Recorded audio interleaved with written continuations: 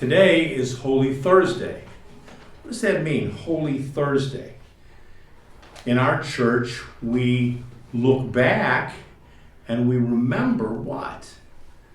That day, Jesus gave us the gift of the Holy Eucharist. The readings taken from the Bible are really important.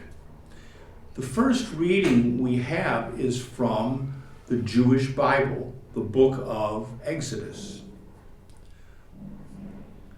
That story explains the reason Jewish people celebrate Passover. Interesting, this year, Passover begins tomorrow night, Friday night.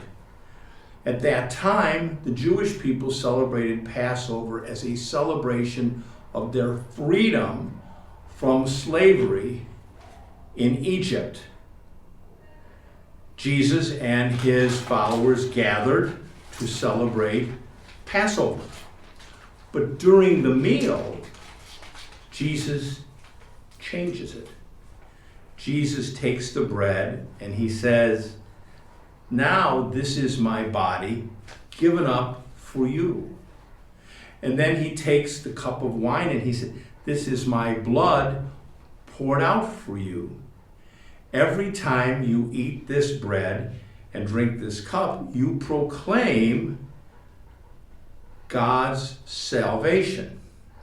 So the second reading today from St. Paul writing, sending it to a letter in the Christian community of Corinth, reminds people, why do we celebrate the Mass?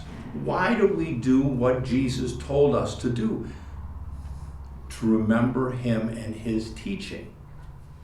Now, the gospel for Holy Thursday is always fascinating because the gospel tells us that during the meal, Jesus stood up, took off his cloak, he grabbed a towel, he wrapped it around him, he got a basin of water, and he began to wash the feet of his followers. Now remember, a long time ago, people did not wear shoes. So their feet would be very dirty and smelly and rough. But Jesus washes their feet. Why? Because Jesus says, "I came to serve, not to receive service. I wash your feet as a sign that you have to do the same as me." What does that mean for us now? How do you and I think about our service to one another? Maybe it doesn't involve washing feet, but how are we being patient with each other? How are we being kind to each other? How are we forgiving each other?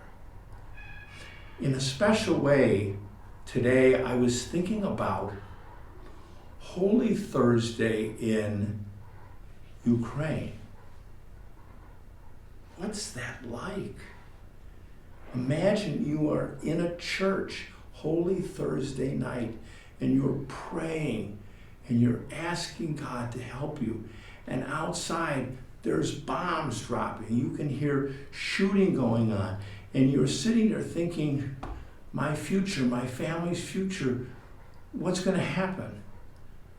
But the people in Ukraine are in that church tonight, trusting in Jesus Christ, trusting that receiving his body and blood in Holy Communion will give them the strength and the faith and the hope and the love to continue as Jesus followers.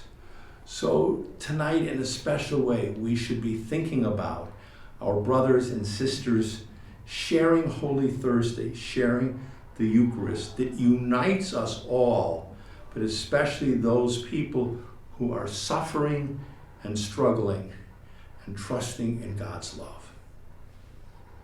Amen.